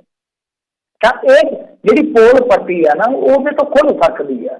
ਇਸ ਕਰਕੇ ਤੁਸੀਂ ਦੇਖਿਓ ਜੇ ਸੂਚੀ ਉਹ ਦਾਖਲ ਕਰਦੇ ਆ, ਉਸ ਸੂਚੀ ਦੇ ਵਿੱਚ ਕਮ ਸੇ ਕਮ ਮੇਰਾ ਮੰਨਣਾ ਹੈ ਕਿ ਇੱਕ ਤੇ ਇਹ ਕਿ 1000 ਤੋਂ ਟੱਪੇਗੀ ਗਿਣਤੀ, ਔਰ ਦੂਸਰਾ ਇਹ ਆ ਕਿ ਕੁਛ ਵੱਡੇ ਨਾਮ ਆਉਣਗੇ, ਉਹਦੇ ਵਿੱਚ ਬਹੁਤ ਵੱਡੇ ਵੱਡੇ ਕੇਸ ਵੀ ਆਉਣਗੇ, ਔਰ ਉਹ ਐਸੇ ਕੇਸ ਹੋਣਗੇ ਜਿਨ੍ਹਾਂ ਨੂੰ ਆਪਾਂ ਭੁੱਲ ਭੁਲਾ ਗਏ ਹਾਂ, ਪਰ ਉਹ ਕੇਸ ਹਾਲੇ ਵੀ ਜਾਂ ਤਾਂ ਚੱਲਦੇ ਨੇ ਜਾਂ ਨਿਬੜ ਗਏ ਨੇ, ਇਹਨਾਂ ਦੇ ਹੱਕ ਦੇ ਵਿੱਚ ਨਹੀਂ ਭੁਗਤੇ, ਉਹ ਕੇਸ ਜਿਹੜੇ ਆ ਉਹ ਫਿਰ ਵੀ ਬੰਦ ਕਰਾ ਕੇ ਜਿੱਦਾਂ ਵੀ ਅਗਾਹ ਲੰਮੇ ਪਾ ਕੇ ਭੁਗਤਣ ਦਾ ਇਹਨਾਂ ਨੇ ਯਤਨ ਕੀਤਾ, ਪਰ ਖੁੱਲ੍ਹ ਕੇ ਕਿਸੇ ਤਰੀਕੇ ਨਾਲ ਸਜ਼ਾ ਵੀ ਹੋਈ ਕੁਛ ਨੂੰ, ਤੇ ਤਾਂ ਵੀ ਉਹ ਜੌਬ ਕਰ ਗਏ। ਐਸੇ ਦੋਸ਼ ਨੇ, ਇਹਨਾਂ ਦੇ ਆਪਣੇ ਬੰਦੇ ਦੋਸ਼ ਲਾਉਂਦੇ ਆ ਕਿਉਂਕਿ ਵਿੱਚੋਂ ਕਹਾਣੀਆਂ ਨਿਕਲਦੀਆਂ। ਕੁਛ ਹਾਲੇ ਵੀ ਇਸ ਤਰ੍ਹਾਂ ਲੁਕ ਛਿਪ ਕੇ ਨੌਕਰੀਆਂ ਕਰ ਰਹੇ। ਔਰ ਉਦਾਹਰਨ ਤੁਹਾਡੇ ਕੋਲ ਹੈ ਪਿੰਕੀ ਵਾਲੀ, ਦੇਖੋ ਨਾ ਕਿੰਨੀ ਵੱਡੀ ਮਿਸਾਲ ਆ। ਉਹ ਬੰਦਾ ਕਿਸ ਤਰ੍ਹਾਂ ਵੇਲੇ ਨਾਲ ਹੀ ਜੇਲ੍ਹ ਦੇ ਵਿੱਚੋਂ ਫਾਰਗ ਕਰ ਦਿੱਤਾ ਜਾਂਦਾ ਔਰ ਉਸ ਤੋਂ ਬਾਅਦ ਉਹਨੂੰ ਫਿਰ ਨੌਕਰੀ ਤੇ ਚੜਾ ਦਿੱਤਾ ਜਾਂਦਾ, ਉਹ ਜੁਆਇਨਿੰਗ ਕਰ ਲੈਂਦਾ, ਰੀਜੁਆਇਨਿੰਗ ਜਿਹਨੂੰ ਆਪਾਂ ਕਹਿ ਲਈਏ, ਦੁਬਾਰਾ ਫਿਰ ਜੁਆਇਨਿੰਗ ਕਰ ਲੈਂਦਾ ਸਜ਼ਾ ਯਾਫਤਾ ਹੋਣ ਤੋਂ ਬਾਅਦ। ਉਹ ਤੇ ਰੌਲਾ ਪੈ ਗਿਆ ਕਿਉਂਕਿ ਮਾਮਲਾ ਜਿਹੜਾ ਸੀਗਾ ਉਹ ਲੋਕਾਂ ਨੇ ਚੱਕ ਲਿਆ, ਉਸ ਤੋਂ ਬਾਅਦ ਫਿਰ ਉਹਨੂੰ ਇਹਨਾਂ ਨੇ ਬਰਖਾਸਤ ਕਰ ਦਿੱਤਾ ਸੀ। ਸੋ ਇਸ ਤਰ੍ਹਾਂ ਦੇ ਕਈ ਹੋਰ ਮਾਮਲੇ ਜਿਹੜੇ ਉਹ ਦੱਸੇ ਜਾਂਦੇ ਆ ਪੰਜਾਬ ਪੁਲਿਸ। ਜੀ ਜੀ ਜੀ। ਅਗਲੀ ਮਿੰਟ ਵਿੱਚ ਗੱਲ ਕਰੇ, ਕਹਿੰਦੇ ਸ਼ੈਲਰਾਂ ਦੀ ਹੋਵੇਗੀ ਫਿਜ਼ੀਕਲ ਵੈਰੀਫਿਕੇਸ਼ਨ। ਹਾਂਜੀ, ਇਹ ਵੀ ਗੱਲ ਆਪਾਂ ਵਾਹਵਾ ਦਿਨਾਂ ਤੋਂ ਕਰਦੇ ਆ ਰਹੇ ਹਾਂ ਕਿ ਜਿਹੜਾ ਝੋਨਾ ਜ਼ਿਆਦਾ ਆਇਆ, ਵਾਫਰ ਝੋਨਾ ਆਇਆ, ਉਹੀ ਇੱਕ ਕਲੇਸ਼ ਬਣ ਗਿਆ। ਹੁਣ ਜੇ ਤੁਸੀਂ ਦੇਖੋਗੇ ਨਾ ਤਾਂ ਪੰਜਾਬ ਦੇ ਵਿੱਚ ਇੱਕ ਵੱਖਰੀ ਕਿਸਮ ਦਾ ਐਜੂਕੇਸ਼ਨ ਚੱਲ ਰਿਹਾ। ਐਜੂਕੇਸ਼ਨ ਹੀ ਉਹ ਚੱਲ ਰਿਹਾ ਵਾ ਕਿ ਇਹਨਾਂ ਨੇ ਜਿਹੜੇ ਮੁੱਖ ਯਾਰਡ ਸੀਗੇ ਉਹ ਮੇਨ ਯਾਰਡ ਛੱਡ ਕੇ ਦੂਸਰੀਆਂ ਜਿਹੜੀਆਂ ਤਕਰੀਬਨ ਲਾ ਲਓ ਕਿ ਛੋਟੀਆਂ ਮੰਡੀਆਂ ਨੇ ਜਿਨ੍ਹਾਂ ਨੂੰ ਆਪਾਂ ਸਭ ਯਾਰਡ ਕਹਾਂਗੇ, ਤਾਂ ਉਹ ਬੰਦ ਕਰਨ ਦਾ ਐਲਾਨ ਕਰ ਦਿੱਤਾ ਇਹਨਾਂ ਨੇ। ਮਤਲਬ ਕਿ ਉਹ ਮੇਨ ਯਾਰਡ ਹੀ ਰੱਖੇ ਆ, ਮੁੱਖ ਦਾਣਾ ਮੰਡੀਆਂ ਜਿਹੜੀਆਂ ਉਹ ਰੱਖੀਆਂ ਹੋਣਗੀਆਂ। ਤਾਂ ਹੁਣ ਉਹਦਾ ਖਮਿਆਜ਼ਾ ਕੀ ਭੁਗਤਣਾ ਪੈ ਰਿਹਾ ਵਾ ਕਿ ਕਿਸਾਨ ਜਿਹੜੇ ਆ ਉਹ ਧਰਨਿਆਂ ਤੇ ਇੱਧਰ ਬੈਠੇ ਆ ਕਿ ਹਾਂ ਭਾਈ ਸਾਡੀ ਫਸਲ ਜਿਹੜੀ ਉਹ ਤੁਸੀਂ ਖਰੀਦ ਬੰਦ ਕਿਉਂ ਕਰ ਦਿੱਤੀ, ਕਿਉਂਕਿ ਇਹਨਾਂ ਨੇ ਕਿਹਾ ਕਿ ਅਸੀਂ ਹੁਣ ਇਹਨਾਂ ਸਭ ਯਾਰਡਾਂ ਦੇ ਵਿੱਚ ਖਰੀਦ ਨਹੀਂ ਕਰਾਂਗੇ। ਜਦ ਕਿ ਮੈਂ ਇੱਕ ਮੁੰਡੇ ਦਾ ਸਟੇਟਸ ਪੜ੍ਹਦਾ ਪਿਆ ਸੀਗਾ ਫੇਸਬੁੱਕ ਤੇ, ਉਹ ਕਹਿੰਦਾ ਕਿ 200 ਕਿੱਲਾ ਤੇ ਝੋਨਾ ਮੇਰੇ ਪਿੰਡ ਖਲੋਤਾ ਨੇ, ਖੇਤਾਂ ਦੇ ਵਿੱਚ ਖਲੋਤਾ। ਲਓ ਕਰ ਲਓ ਗੱਲ, ਇੱਕ ਪਿੰਡ ਦਾ ਜ਼ਿਕਰ ਕਰ ਰਹੇ ਸੀ। ਹੁਣ ਤੁਸੀਂ ਆਪ ਇਹ ਅੰਦਾਜ਼ਾ ਲਾ ਲਓ ਕਿ ਪੂਰੀ ਪੰਜਾਬ ਦੇ ਵਿੱਚ ਕਿੰਨੀ ਐਸੀ ਫਸਲ ਹੋਏਗੀ ਜਿਹੜੀ ਹਾਲੇ ਮੰਡੀਆਂ ਤੱਕ ਨਹੀਂ ਪਹੁੰਚੀ। ਪਰ ਇੱਧਰ ਰੌਲਾ ਇਸ ਗੱਲ ਦਾ ਪੈ ਗਿਆ ਕਿ ਜਿਵੇਂ ਆਪਾਂ ਅੱਗੇ ਵੀ ਗੱਲ ਕੀਤੀ ਸੀ ਕਿ 170 ਲੱਖ ਮੀਟ੍ਰਿਕ ਟਨ ਦਾ ਜਿਹੜਾ ਟੀਚਾ ਸੀ ਉਹ ਸਰ ਹੋ ਗਿਆ, 200 ਦੇ ਕਰੀਬ ਚਲੇ ਗਿਆ। ਉਸ ਤੋਂ ਬਾਅਦ ਫਿਰ ਰੌਲਾ ਪੈ ਗਿਆ। ਹੁਣ ਇਹਨਾਂ ਨੇ ਸ਼ੈਲਰਾਂ ਦੇ ਵਿੱਚ ਜਿਹੜੀ ਫਿਜ਼ੀਕਲ ਵੈਰੀਫਿਕੇਸ਼ਨ ਕਰਵਾਉਣ ਦਾ ਐਲਾਨ ਕੀਤਾ ਜਾਂ ਉਹਨੂੰ ਅਮਲ ਦੇ ਵਿੱਚ ਲਿਆਉਣ ਦੀ ਕੁਵਤ ਸ਼ੁਰੂ ਕੀਤੀ ਹੈ। ਉਹਦਾ ਮਕਸਦ ਕੀ ਆ? ਦੇਖੋ, ਖੇਡ ਕਿਸ ਤਰ੍ਹਾਂ ਖੇਡੀ ਜਾਂਦੀ ਹੈ, ਮੈਂ ਤੁਹਾਨੂੰ ਥੋੜ੍ਹਾ ਜਿਹਾ ਸੰਖੇਪ 'ਚ ਸਮਝਾ ਦਿੰਦਾ। ਅਸਲ ਦੇ ਵਿੱਚ ਹੁੰਦਾ ਕੀ ਹੈ ਕਿ ਜਦੋਂ ਤੁਸੀਂ ਪਿੰਡਾਂ ਪੁੰਡਾਂ 'ਚ ਰਹਿੰਦੇ ਹੋ ਨਾ, ਫਿਰ ਤੁਹਾਨੂੰ ਇਹ ਚੀਜ਼ਾਂ ਬਹੁਤ ਈਜ਼ੀਲੀ ਸਮਝ ਆ ਜਾਂਦੀਆਂ ਨੇ ਕਿਉਂਕਿ ਸਭ ਕੁਛ ਜਿਹੜਾ ਅੱਖਾਂ ਦੇ ਸਾਹਮਣੇ ਇੱਥੇ ਚੱਲਦਾ ਰਹਿੰਦਾ। ਹੁਣ ਹੁੰਦਾ ਕੀ ਆ ਕਿ ਕੁਛ ਲੋਕ ਜਿਹੜੇ ਹੁੰਦੇ ਆ ਨਾ, ਬਹੁਤ ਵੱਡੇ ਪੱਧਰ ਤੇ ਕੰਮ ਜਿਹੜਾ ਕਰਦੇ ਨੇ, ਉਹ ਬੋਗਸ ਬਿੱਲ ਕੱਟ ਦਿੰਦੇ ਨੇ ਇਸੇ ਸੀਜ਼ਨ ਦੇ ਵਿੱਚ। ਬੋਗਸ ਬਿੱਲ ਕੱਟ ਕੇ ਮਤਲਬ ਕਿ ਦਿਖਾ ਦਿੰਦੇ ਆ ਕਿ ਪਰਚੇਸਿੰਗ ਹੋ ਗਈ, ਇੰਨੀ ਪਰਚੇਸਿੰਗ ਹੋ ਗਈ, ਫਲਾ, ਕਿਉਂਕਿ ਸਾਰੇ ਰਲੇ ਹੁੰਦੇ, ਸਾਰਿਆਂ ਨੂੰ ਹਿੱਸਾਪਤੀ ਮਿਲ ਜਾਂਦਾ। ਉਸ ਤੋਂ ਬਾਅਦ ਕੀ ਆ ਕਿ ਜਿਹੜਾ ਝੋਨਾ ਉਹਨਾਂ ਨੇ ਬਾਹਰ ਖਰੀਦਿਆ ਹੁੰਦਾ ਸਸਤੇ ਰੇਟ ਤੇ, ਜਿੱਦਾਂ ਯੂਪੀ ਆ ਚਾਹੇ ਬਿਹਾਰ ਆ, ਤਾਂ ਫਿਰ ਉਹ ਉੱਥੋਂ ਲੈ ਆਉਂਦੇ ਨੇ ਔਰ ਜਿਹੜਾ ਸ਼ੈਲਰ ਦੇ ਵਿੱਚ ਟਾਰਗੇਟ ਹੁੰਦਾ ਕਿ ਉਹ ਦੇਣੀ ਹੈ ਮੁੜ ਕੇ ਉਹਨਾਂ ਨੇ ਬਣਾ ਕੇ ਚੌਲ ਜਾਂ ਜੋ ਵੀ ਉਹਨਾਂ ਨੇ ਦੇਣੀ ਹੈ ਡਿਲੀਵਰੀ, ਤਾਂ ਉਹਦੇ ਵਿੱਚ ਉਹ ਭੁਗਤਾਨ ਕਰ ਦਿੱਤਾ ਜਾਂਦਾ ਹੈ। ਤਾਂ ਪਰਚੇਜ਼ਿੰਗ ਹੋਈ ਜਿਹੜੀ ਮੰਨ ਲਓ ਪ੍ਰਕਿਉਰਮੈਂਟ ਦਿਖਾ ਦਿੱਤੀ ਗਈ, ਉਹ ਤਾਂ MSP 'ਤੇ ਦਿਖਾ ਦਿੱਤੀ ਗਈ 1800 1900, ਔਰ ਉੱਥੋਂ ਝੋਨਾ ਲਿਆ ਕੇ ਉਹੀ ਝੋਨਾ ਜਿਹੜਾ ਉਹ ਉੱਥੋਂ 1300 ਨੂੰ ਲਿਆ ਕੇ ਚਲੋ ਟਰਾਂਸਪੋਰਟੇਸ਼ਨ ਦਾ ਪੈ ਗਿਆ ਕੋਈ 100 ਰੁਪਈਆ ਖਰਚਾ ਕੁਆਂਟਲ ਦਾ, ਉਹ 1400 ਨੂੰ ਪੈ ਗਿਆ 500 ਰੁਪਈਆ ਕੁਆਂਟਲ 'ਚ ਉੱਥੋਂ ਕੱਢ ਲਿਆ ਜਾਂਦਾ। ਆਹ ਖੇਡ ਹੈ। ਸੋ ਇਸੇ ਕਰਕੇ ਮੇਰਾ ਮੰਨਣਾ ਹੈ ਕਿ ਇਹਨਾਂ ਨੇ ਸ਼ਾਇਦ ਐਲਾਨ ਕੀਤਾ ਜਾਂ ਕਹਿ ਲਓ ਕਿ ਹੁਕਮ ਦਿੱਤਾ ਕਿ ਤੁਸੀਂ ਉੱਥੇ ਜਾ ਕੇ ਆਪ ਦੇਖੋ ਕਿ ਜਿਹੜੀ ਬਿਲਿੰਗ ਹੋਈ ਆ, ਜਿਵੇਂ ਜਿਵੇਂ ਬਿੱਲ ਕੱਟੇ ਗਏ ਉਹਦੇ ਮੁਤਾਬਕ ਉਹ ਮਾਲ ਜਿਹੜਾ ਉੱਥੇ ਹਾਜ਼ਰ ਹੈਗਾ ਜਾਂ ਉਹ ਸਾਰਾ ਕੁਛ ਜਿਹੜਾ ਬੋਗਸ ਆ। ਜੀ ਜੀ। ਅਗਲੀ ਗੱਲ ਕਰਦੇ ਜਾਈਏ ਮਿੰਟੂ ਜੀ, ਤਾਂ ਕਹਿੰਦੇ ਰਣਜੀਤ ਬਾਵਾ ਵਿਰੁੱਧ ਭਾਜਪਾ ਨੇ ED ਕੋਲ ਹੁਣ ਦਰਜ ਕਰਾਈ ਹੈ ਸ਼ਿਕਾਇਤ। ਰਣਜੀਤ ਬਾਵਾ ਦੇ ਮਗਰ ਜਿਹੜੀ ED ਲੱਗੀ ਆ, ਇਹਦੇ ਮਾਇਨੇ ਨੇ ਕੁਛ ਆਪਾਂ ਇੱਕ ਦਿਨ ਪਹਿਲਾਂ ਗੱਲ ਕਰਦੇ ਸੈਸ਼ਨ, ਅੱਜ ਗੱਲਾਂ ਸਾਰੀਆਂ ਜਿਹੜੀਆਂ ਰਿਪੀਟ ਹੀ ਹੋ ਰਹੀਆਂ ਨੇ। ਤਾਂ ਦੇਖੋ, ਉਦੋਂ ਵੀ ਮੈਂ ਤੁਹਾਨੂੰ ਕਿਹਾ ਸੀਗਾ ਕਿ ED ਦਾ ਬਹੁਤ ਵੱਡਾ ਇਮਕਾਨ ਹੈ ਕਿ ਉਹ ਇਨਵੋਲਵ ਹੋ ਜਾਏਗੀ ਇਸ ਡਰੱਗ ਰੈਕੇਟ ਦੇ ਵਿੱਚ, ਕਿਉਂਕਿ ਮਸਲਾ ਸੀਗਾ ਆਸਟ੍ਰੇਲੀਆ ਨਾਲ ਜੁੜਿਆ ਹੋਇਆ, ਕਿਉਂਕਿ ਇੱਕ ਗ੍ਰਿਫਤਾਰੀ ਜਿਹੜੀ ਹੋਈ ਆ ਰਵੇਸ਼ ਸਿੰਘ ਹੈ ਜਿਹੜਾ ਉਹ ਆਸਟ੍ਰੇਲੀਆ ਤੋਂ ਆਇਆ ਹੋਇਆ। ਤਾਂ ਇਹ ਦੇਖਣ ਵਾਲੀ ਗੱਲ ਸੀ ਕਿਉਂਕਿ ਇੱਕ ਇੰਟਰਵਿਊ ਵੀ ਜਿਹੜੀ ਉਹ ਪੜਿਆ ਗਿਆ ਗੁਰਦੀਪ ਸਿੰਘ ਉਹਦੀ, ਭਾਜੀ YouTube ਤੇ ਪਈ ਹੈ, ਜੇ ਤੁਸੀਂ ਸੁਣਨੀ ਹੋਵੇ ਤੇ ਉਹ ਤੁਸੀਂ ਸੁਣ ਸਕਦੇ ਹੋ। ਤਾਂ ਉਹਦੇ ਵਿੱਚ ਮੰਨ ਰਿਹਾ ਕਿ ਮੈਂ ਆਸਟ੍ਰੇਲੀਆ 'ਚ ਆ ਤੇ ਰੇਡੀਓ ਵਾਲੇ ਵੀ ਕਾਫੀ ਖੁਸ਼ਾਮਦ ਕਰ ਰਹੇ ਨੇ ਕਿ ਬੱਲੇ ਬੱਲੇ ਬਈ ਸਰਪੰਚ ਸਾਹਿਬ ਆਏ ਨੇ ਤੇ ਇਹਨਾਂ ਦੀ ਕਾਮਯਾਬੀ ਦੇ ਰਾਜ ਪੁੱਛਦੇ ਨੇ। ਰਾਜ ਨੇ ਲਿਖਾ ਲਏ ਇਹਦੇ ਵਿੱਚ ਕਾਮਯਾਬੀ ਦੇ ਰਾਜ ਕੀ ਆ, ਰਾਜ ਤੇ ਮੈਂ ਕਿਹਨੂੰ ਦੱਸਾਂ ਰਾਜ ਦੀਆਂ ਗੱਲਾਂ। ਰਾਜ ਦੀਆਂ ਗੱਲਾਂ ਤੇ ਹੋਰ ਖੁੱਲ੍ਹਦੀਆਂ ਨੇ। ਹੁਣ ਅੱਛਾ, ਉਹ ਆਸਟ੍ਰੇਲੀਆ 'ਚ ਵੀ ਜਾ ਕੇ ਆਉਂਦਾ, ਇਹਦਾ ਮਤਲਬ ਹੈ ਕਿ ਸਾਰੇ ਟੱਚ ਸੀਗੇ ਉਸ ਟਾਈਮ 'ਚ ਵੀ 4-5 ਸਾਲ ਪਹਿਲਾਂ ਦੀ ਇੰਟਰਵਿਊ ਹੈ, ਤੁਹਾਨੂੰ ਮਿਲ ਜਾਣੀ ਇਸ ਲਈ, ਤੁਸੀਂ ਜੇ ਦੇਖਣੀ ਚਾਹੋ ਤਾਂ ਦੇ ਚੈੱਕ ਕਰ ਲਓ। ਹੁਣ ਈਡੀ ਦਾ ਬਹੁਤ ਵੱਡਾ ਜਿਹੜਾ ਸੀ ਉਹਦੇ 'ਚ ਰੋਲ ਪਲੇ ਹੋ ਸਕਦਾ ਸੀਗਾ, ਔਰ ਮੈਂ ਇਹ ਵੀ ਉਦਣ ਵੀ ਕਹੀ ਸੀਗੀ ਕਿ ਈਡੀ ਦੀ ਇਨਵੋਲਵਮੈਂਟ ਜਿਹੜੀ ਉਹਦੇ 'ਚ ਹੋ ਜਾ ਰਹੀ ਆ। ਹੁਣ ਕਿਸ ਦੇ ਨਾਲ ਹੁੰਦੀ ਆ, ਕਿਸ ਮਨਸ਼ਾ ਨਾਲ ਹੁੰਦੀ ਆ, ਉਹ ਆਪਾਂ ਤੈਅ ਨਹੀਂ ਕਰ ਸਕਦੇ। ਜਿਵੇਂ ਮੈਂ ਕਿਹਾ ਕਿ ਕੇਂਦਰ ਦੀਆਂ ਏਜੰਸੀਆਂ ਦੀ ਗੱਲ ਕਰਦੇ ਆ, ਖੁਦ ਤੇ ਯਕੀਨ ਨਹੀਂ ਰਹਿੰਦਾ ਕਿ ਪਤਾ ਨਹੀਂ ਕੀ ਹੋਣਾ। ਤਾਂ ਹੁਣ ਇਹ ਭਾਜਪਾ ਵਾਲੇ ਜਾ ਕੇ ਸ਼ਿਕਾਇਤ ਦਿੰਦੇ ਆ। ਸ਼ਿਕਾਇਤ ਸਭ ਤੋਂ ਪਹਿਲਾਂ ਕਿਹਦੇ ਖਿਲਾਫ ਦਿੰਦੇ? ਰਣਜੀਤ ਬਾਵਾ ਦੇ। ਰਣਜੀਤ ਬਾਵਾ ਦੀ ਤਸਵੀਰ ਨਿਕਲੀ ਆ ਗੁਰਦੀਪ ਦੇ ਨਾਲ, ਗੁਰਦੀਪ ਦੀ ਤਸਵੀਰ ਤੇ ਕਈਆਂ ਨਾਲ ਨਿਕਲੀ ਆ, ਕੈਪਟਨ ਅਮਰਿੰਦਰ ਸਿੰਘ ਦੀ ਓਐਸਸੀ ਨਾਲ ਵੀ ਨਿਕਲੀ ਹੈ। ਜਾਂ ਤਾਂ ਤੁਸੀਂ ਉਹਦਾ ਵੀ ਨਾਂ ਲੈ ਕੇ ਆਓ। ਦੇਖਣ ਵਾਲੀ ਗੱਲ ਤੇ ਇਹ ਹੈ ਨਾ, ਤੁਸੀਂ ਉਹਦਾ ਕੋਈ ਸ਼ਿਕਾਇਤ ਦੇ ਵਿੱਚ ਜ਼ਿਕਰ ਨਹੀਂ ਕੀਤਾ, ਗੱਲ ਤੁਸੀਂ ਰਣਜੀਤ ਬਾਵੇ ਦੀ ਕੀਤੀ ਹੈ। ਤਾਂ ਰਣਜੀਤ ਬਾਵਾ ਜੇ ਮੰਨ ਲਓ ਤਸਵੀਰ ਦੇ ਵਿੱਚ ਦੇਖਦਾ ਤਾਂ ਉਹਨੂੰ ਇੰਨਾ ਕੁ ਸਿਆਪਾ ਤੇ ਪੈ ਸਕਦਾ, ਈਡੀ ਬੁਲਾ ਕੇ ਪੁੱਛ ਸਕਦੀ ਹੈ ਕਿ ਹਾਂ ਭਾਈ ਤੂੰ ਇਹਨੂੰ ਕਿਸ ਤਰ੍ਹਾਂ ਜਾਣਦਾ ਸੀਗਾ, ਕੋਈ ਹੋਰ ਨਹੀਂ ਕੁਛ ਇੰਨਾ ਤੇ ਹੈ ਨਾ। ਉਹ ਵੀ ਇੱਕ ਬਹੁਤ ਵੱਡੀ ਝੰਜਟਬਾਜ਼ੀ ਹੁੰਦੀ ਹੈ, ਤੁਹਾਨੂੰ 2-3 ਵਾਰੀ ਉੱਥੇ ਬੁਲਾਇਆ ਜਾਵੇ ਔਰ ਕਹਿ ਦੇਣ ਕਿ ਅਫਸਰ ਨਹੀਂ ਆਇਆ, ਬੈਠੀ ਰਹੋ ਸਵੇਰ ਤੋਂ ਲੈ ਕੇ ਸ਼ਾਮ ਤੱਕ। ਬਾਹਰ ਮੀਡੀਆ ਵਾਲੇ ਜਿਹੜੇ ਆ ਉਹ ਉਤਰਾ ਮਸਾਲਾ ਲਾ ਕੇ ਤੁਹਾਡੀ ਬਹਿਜਾ ਕਰਵਾ ਦਿੰਦੇ ਆ। ਇਹ ਚੀਜ਼ਾਂ ਜਿਹੜੀਆਂ ਨੇ ਹਰਾਸਮੈਂਟ ਵਾਸਤੇ ਵੀ ਕਈ ਵਾਰ ਵਰਤੀਆਂ ਜਾਂਦੀਆਂ, ਔਰ ਕਈ ਵਾਰ ਹਥਿਆਰ, ਜਿਵੇਂ ਆਪਾਂ ਪੰਜਾਬੀ 'ਚ ਕਹਾਵਤ ਨਹੀਂ ਸੁਣ ਦਿੰਦੇ ਕਿ ਕਾਂ ਮਾਰ ਕੇ ਟੰਗ ਦਿਓ, ਕਾਂ ਦੂਜੇ ਡਰਾਵਣ ਵਾਸਤੇ। ਤਾਂ ਇਹ ਵੀ ਹੁੰਦਾ ਕਿ ਕਈ ਵਾਰ ਇਸ ਤਰ੍ਹਾਂ ਹੁੰਦਾ ਰਾਜਨੀਤੀ ਦੇ ਵਿੱਚ ਕਿ ਇੱਕ ਬੰਦੇ ਦੇ ਮਗਰ ਕੋਈ ਏਜੰਸੀ ਲਾਓ ਜਾਂ ਉਹਨੂੰ ਹਰਾਸ ਕਰੋ ਤਾਂ ਕਿ ਦੂਸਰੇ ਜਿਹੜੇ ਉਹ ਡਰ ਜਾਣ। ਵੈਸੇ ਵੀ ਰਣਜੀਤ ਬਾਵਾ ਤੇ ਰੜਕਦਾ ਸੀ ਨਾ ਹੁੰਦਾ ਸੀ ਮੇਰਾ ਕੀ ਕਸੂਰ ਹੈ, ਦੱਸਦੇ ਉਹਨੇ ਕਿ ਤੇਰਾ ਕੀ ਕਸੂਰ ਹੈ। ਬਾਕੀ ਇਹਨਾਂ ਨੇ ਜਿਹੜਾ ਕਿਸਾਨ ਸੰਘਰਸ਼ ਉਹਦੇ ਵਿੱਚ ਪਾਰਟੀਸਪੇਟ ਕੀਤਾ। ਕਈ ਵਾਰ ਇਹੀ ਚੀਜ਼ ਜਿਹੜੀ ਹੈ ਨਾ ਉਹ ਪਿੱਛੇ ਮਨਸੂਬੇ ਦੇ ਤੌਰ ਤੇ ਹੁੰਦੀ ਆ ਕਿ ਰਣਜੀਤ ਬਾਵੇ ਨੂੰ ਜੇ ਖਿਚਾ ਲਓਗੇ ਤਾਂ ਜਿਹੜੇ ਦੂਸਰੇ ਕਲਾਕਾਰ ਤੁਰੇ ਫਿਰਦੇ ਵੀ ਡਰ ਜਾਣਗੇ ਕਿ ਕੱਲ ਨੂੰ ਤਰੀਕਾ ਸਾਡੀਆਂ ਨਾ ਪੈ ਜਾਏ। ਇਹ ਵੀ ਤਾਂ ਇੱਕ ਮਨਸ਼ਾ ਜਾਂ ਮਨਸੂਬਾ ਹੋ ਸਕਦਾ। ਪਰ ਜੋ ਵੀ ਆ, ਰਣਜੀਤ ਬਾਵੇ ਦੀ ਸ਼ਿਕਾਇਤ ਈਡੀ ਕੋਲ ਪਹੁੰਚ ਗਈ ਆ, ਪਰ ਈਡੀ ਹੁਣ ਇਕੱਲੇ ਰਣਜੀਤ ਬਾਵੇ ਦੀ ਕਿਉਂ, ਦੂਜਿਆਂ ਦੀ ਵੀ ਜਾਂਚ ਪੜਤਾਲ ਕਰੇ। ਮੇਰਾ ਤਾਂ ਮੰਨਣਾ ਇਹ ਆ ਕਿ ਸਾਰੇ ਨੈਕਸਸ ਦੀ ਜਾਂਚ ਪੜਤਾਲ ਕੈਪਟਨ ਅਮਰਿੰਦਰ ਸਿੰਘ ਦੇ ਜਿਹੜੇ ਖਾਤਮ ਖਾਤੇ ਉਹਨਾਂ ਠੀਕ ਕੀਤੀ ਜਾਣੀ ਚਾਹੀਦੀ ਹੈ। ਜੀ ਬਿਲਕੁਲ।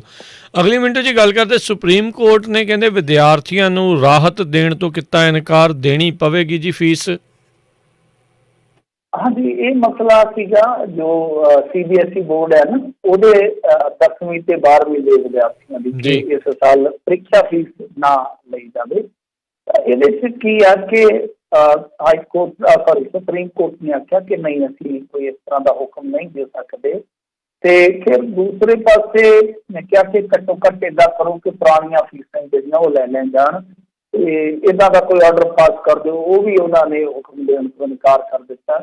ਇਹ ਸਾਰੀਆਂ ਚੀਜ਼ਾਂ ਜਿਹੜੀਆਂ ਨੇ ਉੱਥੇ ਦਿੱਤੀਆਂ ਗਈਆਂ ਹਵਾਲੇ ਦੇ ਨਾਲ, ਪਰ ਉਹਨਾਂ ਨੇ ਮੰਨੀਆਂ ਨਹੀਂ। ਇਹਦਾ ਮਤਲਬ ਇਹ ਹੋਆ ਕਿ CBSE ਬੋਰਡ ਦੇ ਵਿੱਚ ਵੀ ਜਿਨ੍ਹਾਂ ਦੇ ਬੱਚੇ ਪੜ੍ਹਦੇ ਆ ਉਹਨਾਂ ਨੂੰ ਕੋਈ ਰਾਹਤ ਨਹੀਂ ਮਿਲੇਗੀ, ਫੀਸ ਉਹਨਾਂ ਨੂੰ ਵੀ ਲੱਗੇਗੀ। ਹਾਲਾਂਕਿ ਇੱਕ ਪੱਖ ਇਹ ਵੀ ਆਇਆ ਸਾਹਮਣੇ, ਉੱਥੇ ਇੱਕ ਇਹ ਵੀ ਉੱਥੇ ਤਰਕ ਦਿੱਤਾ ਗਿਆ ਕਿ ਚਲੋ ਕੁਛ ਹਿੱਸਾ ਮਾਪੇ ਪੇ ਕਰ ਦੇਣ, ਕੁਛ ਹਿੱਸਾ ਸਰਕਾਰ ਦੇ ਦੇਵੇ। ਤਾਂ ਉੱਥੇ ਵੀ ਸੁਪਰੀਮ ਕੋਰਟ ਨੇ ਤਾਲਾ ਵੱਟਿਆ। ਉਹਨਾਂ ਨੇ ਕਿਹਾ ਕਿ ਦੇਖੋ, ਇਹ ਕੰਮ ਹੁੰਦਾ ਸਰਕਾਰਾਂ ਦਾ, ਸਰਕਾਰਾਂ ਨੇ ਆਪਣੇ ਅਸਾਤੇ ਦੇਖਣੇ ਆ, ਵਸੀਲੇ ਦੇਖਣੇ ਆ। ਉਹ ਸਰਕਾਰਾਂ ਹੀ ਤੈਅ ਕਰ ਸਕਦੀਆਂ ਕਿ ਕਿੱਥੇ ਉਹਨਾਂ ਨੇ ਕੰਪਨਸੇਟ ਕਰਨਾ ਹੈ, ਕਿੱਥੇ ਉਹਨਾਂ ਨੇ ਉਹਦੇ 'ਚ ਕੋਈ ਕੰਟਰੀਬਿਊਸ਼ਨ ਕਰਨਾ ਹੈ। ਸੋ ਇਹ ਸਰਕਾਰਾਂ ਤੈਅ ਕਰਨਗੀਆਂ, ਅਸੀਂ ਨਹੀਂ ਕਹਿ ਸਕਦੇ ਕਿ ਤੁਸੀਂ ਕਰੋ। ਸੋ ਇਹਦਾ ਮਤਲਬ ਇਹ ਹੋਇਆ ਕਿ ਜੋ ਝਾਕ ਲਾ ਕੇ ਬੈਠੇ ਸੀਗੇ CBSE ਬੋਰਡ ਦੇ ਵਿੱਚ, ਜਿਨ੍ਹਾਂ ਦੇ ਬੱਚੇ ਪੜ੍ਹਦੇ ਸੀਗੇ, ਤਾਂ ਉਹਨਾਂ ਮਾਪਿਆਂ ਨੂੰ ਕਿਸੇ ਨਾ ਕਿਸੇ ਝਟਕਾ ਜ਼ਰੂਰ ਲੱਗਿਆ ਉਹਨਾਂ ਦੀਆਂ ਚੀਜ਼ਾਂ। ਜੀ, ਤੇ ਮਿੰਟੂ ਜੀ ਬਹੁਤ ਬਹੁਤ ਤੁਹਾਡਾ ਧੰਨਵਾਦ ਕਰਦੇ ਹਾਂ, ਤੁਸੀਂ ਸਾਡੇ ਨਾਲ ਜੁੜੇ, ਇਹਨਾਂ ਖਬਰਾਂ ਬਾਰੇ ਜਾਣਕਾਰੀ ਦਿੱਤੀਆਂ। ਅਗਲੀ ਵਾਰ ਤੱਕ ਲਈ ਧੰਨਵਾਦ। ਸਤਿ ਸ਼੍ਰੀ ਅਕਾਲ ਜੀ। ਸਤਿ ਸ਼੍ਰੀ ਅਕਾਲ ਜੀ। ਤੇ ਸਰੋਤਿਓ, ਇੱਥੇ ਹੀ ਸਾਡਾ ਅੱਜ ਦਾ ਇਹ ਪ੍ਰੋਗਰਾਮ ਸਮਾਪਤ ਹੈ। ਮਿਲਦੇ ਹਾਂ ਅਗਲੀ ਵਾਰ ਤੱਕ ਲਈ। ਮੇਰੇ ਵੱਲੋਂ ਵੀ ਤੁਹਾਨੂੰ ਸਭ ਨੂੰ ਪਿਆਰ ਭਰੀ ਸਤਿ ਸ਼੍ਰੀ ਅਕਾਲ। ਸੁਣਦੇ ਰਹੋ ਪੰਜਾਬੀ ਰੇਡੀਓ USA।